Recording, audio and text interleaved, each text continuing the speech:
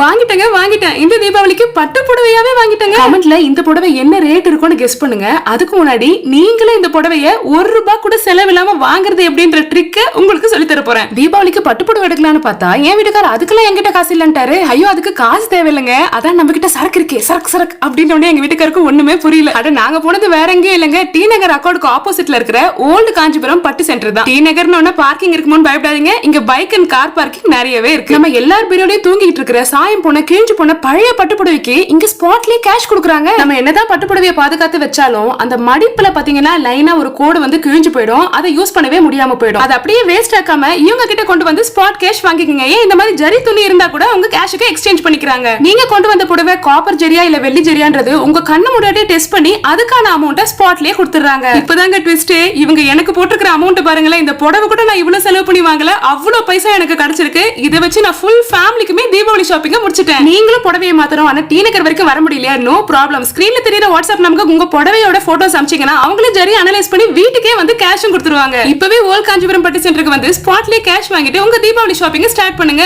அவங்களோட டீடைல்ஸ் டிஸ்கிரிப்ஷன்ல இருக்கு, செக் பண்ணுங்க. Bye by.